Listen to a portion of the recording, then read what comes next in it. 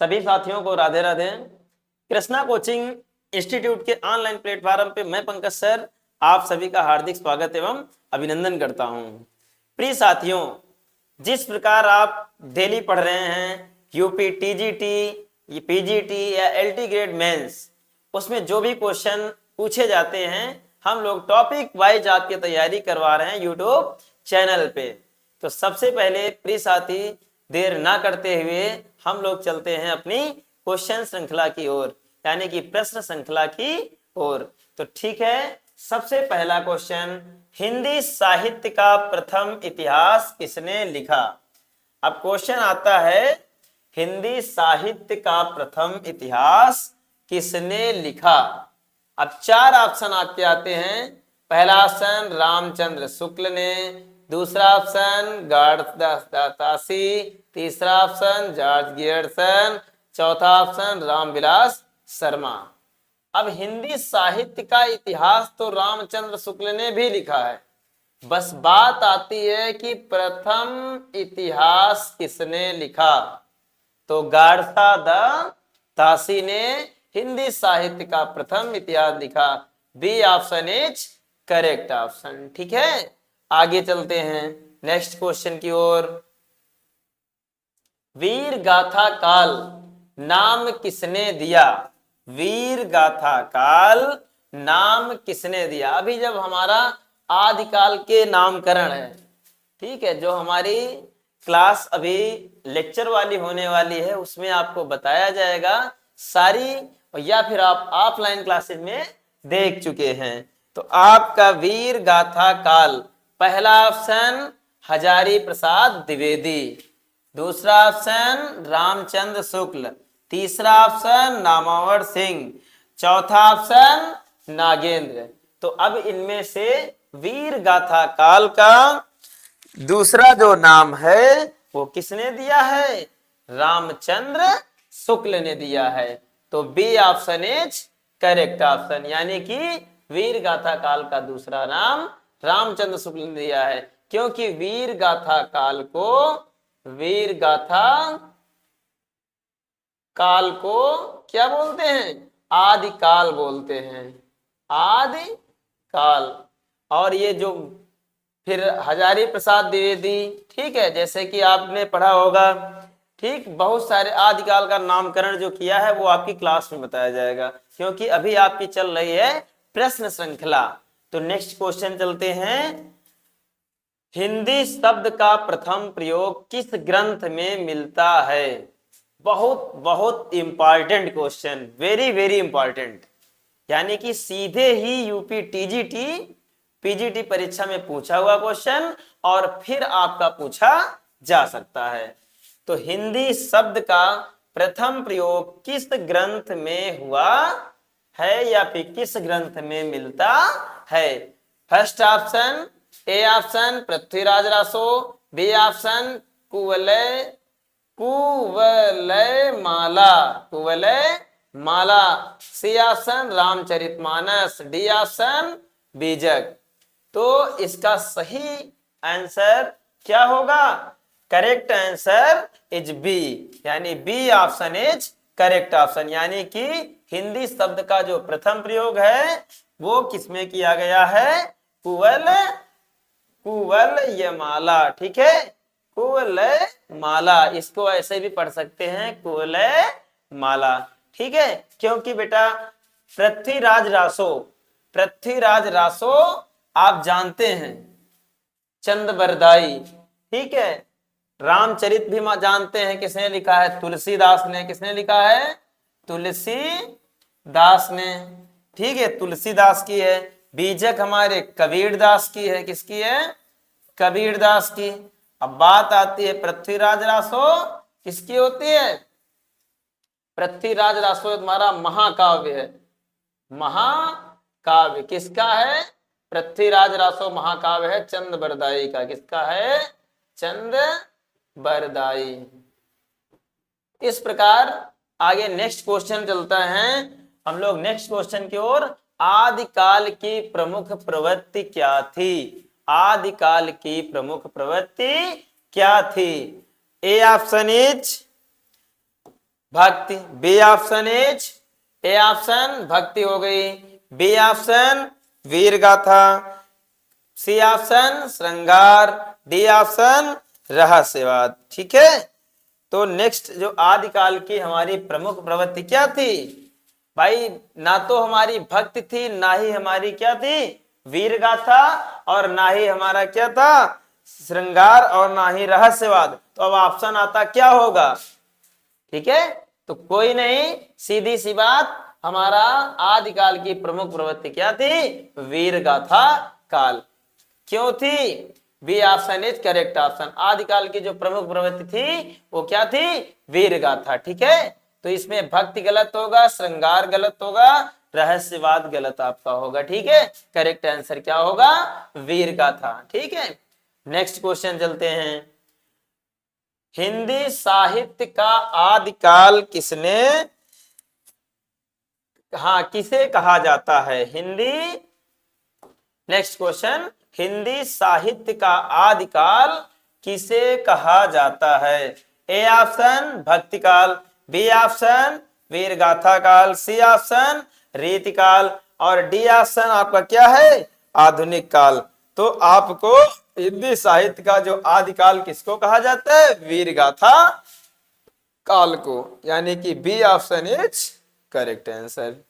Next, Hindi भाषा की लिपि क्या होगी? Repeated question. ठीक है, तो B option is correct answer, B option is correct answer. Hindi भाषा की लिपि क्या है? देवनागरी लिपि है। क्या है भाई? देवनागरी। इसी को कहते हैं वैज्ञानिक लिपि। क्या बोलते हैं? वैज्ञानिक लिपि। ठीक है, नेक्स्ट क्वेश्चन, नेक्स्ट क्वेश्चन पे आते हैं। कबीर किस संप्रदाय से संबंधित थे? बहुत ही सरल क्वेश्चन। कबीर किस संप्रदाय से संबंधित थे? सभी को पता है कि कबीर दास जी किस संप्रदाय से संबंधित थे। तो A option Ramanandi, B option निर्गुण संत परंपरा, सी ऑप्शन वल्लभ संप्रदाय, डी ऑप्शन निम्बार्क। तो इसका करेक्ट आंसर क्या होगा? बी, क्योंकि कबीर दास जी क्या थे? निर्गुण उपासक थे। यानी कबीर दास क्या थे? कबीर दास हमारे क्या थे? निर्गुण उपासक थे। कौन से थे? निर्गुण उपासक। तो कबीर किस संप्रदाय से संबंधित थे? निर्गुण संत परंपरा से। B option is correct option. Next question चलते हैं। बीजक किसकी रचना है? अभी अभी आपको बताया गया बीजक किसकी रचना है, तो इसका सही आंसर क्या हो जाएगा? B option is correct answer. ठीक है, B option is correct answer, यानी कि बीजक किसकी रचना है? कबीर दास की रचना है। नेक्स्ट क्वेश्चन चलते हैं। सूरदास किस संप्रदाय से जुड़े हैं? सूरदास किस संप्रदाय से जुड़े हैं? A option Ramanandi, B option Vallabh संप्रदाय, C option Nath, D option Sikh.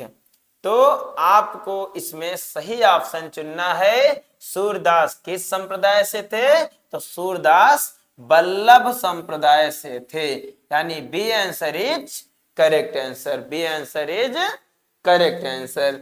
Next question पे आते हैं। रामचरितमानस के रचयिता कौन है?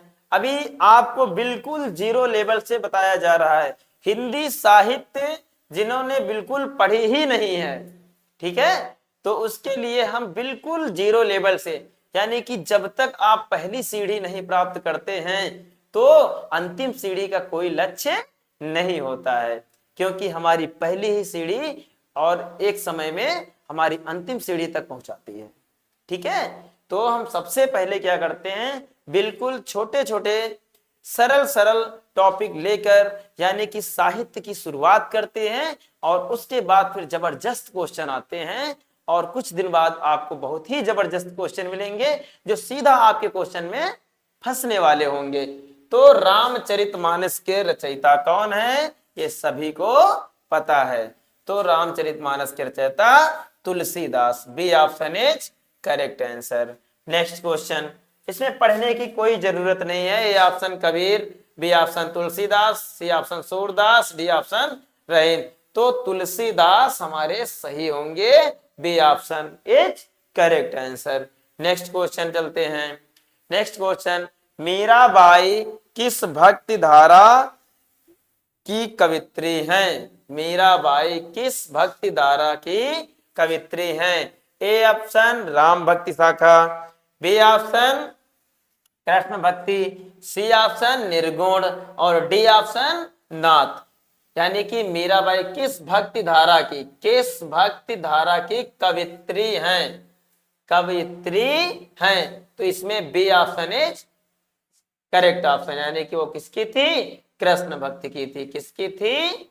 कृष्ण भक्ति की थी। कृष्ण भक्ति थी। ठीक है, मीरा का भी कृष्ण के प्रति क्या था? प्रेम था। ऐसे भी याद कर सकते हैं। नेक्स्ट, रीतिकाल का नाम किसने दिया? बहुत ही जबरदस्त क्वेश्चन आपका है कि रीतिकाल का नाम किसने दिया?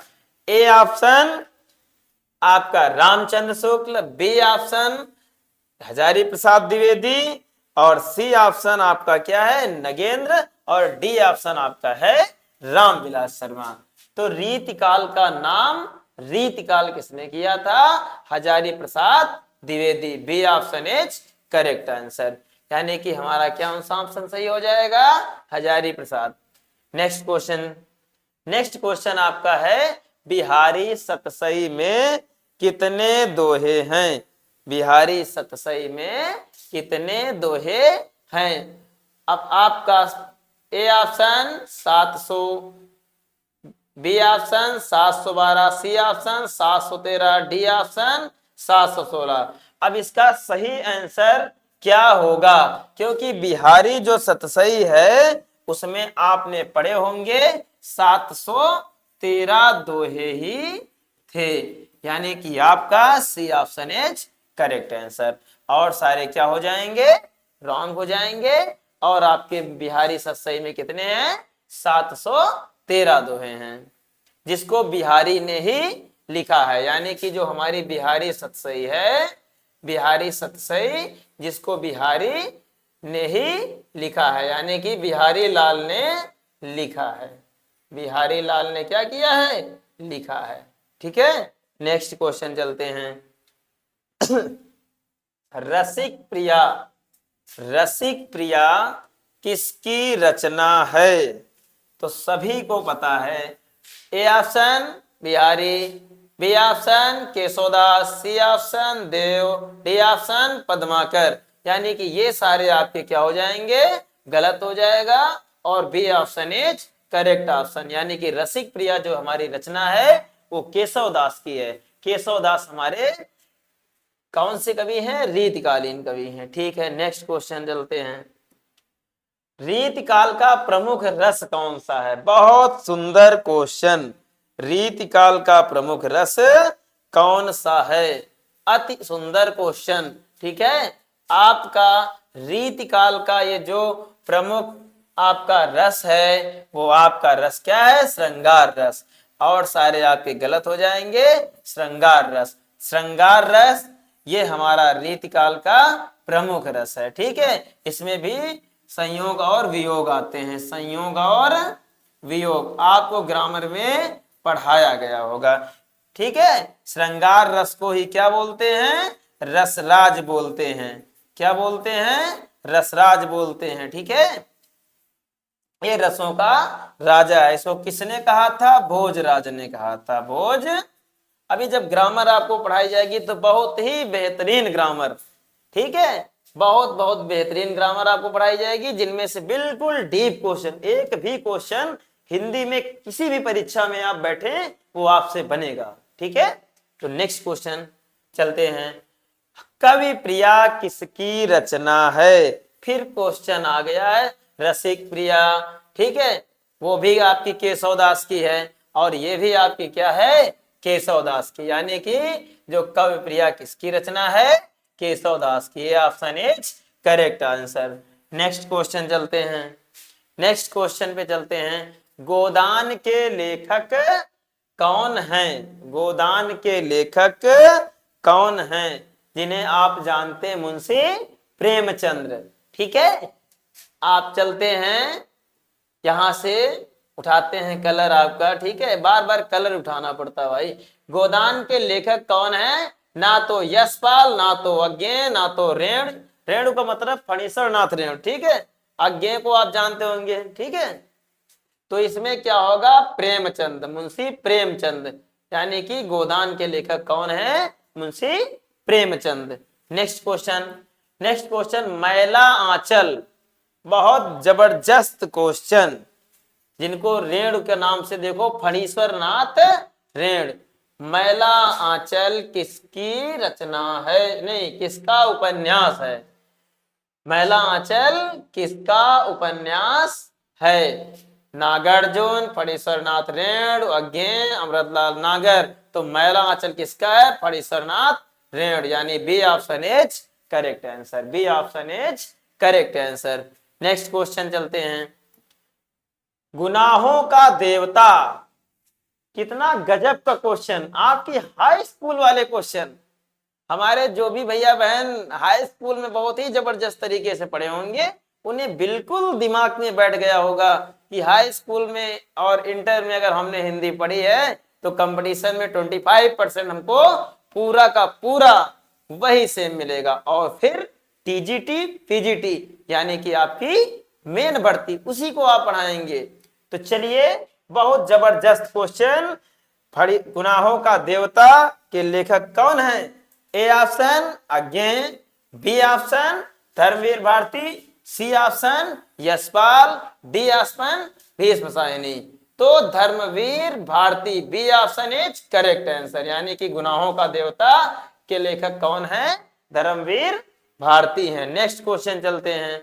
आषाढ़ का एक दिन, वाह भाई वाह, कितना गजब क्वेश्चन। आषाढ़ का एक दिन, आषाढ़ का एक दिन। अब इसमें 4 ऑप्शन आपके दिए गए हैं, और जब सबसे पहले आप कमेंट करके इसमें बताइए कि कौन सी रचना आषाढ़ का एक दिन ये किसकी रचना है?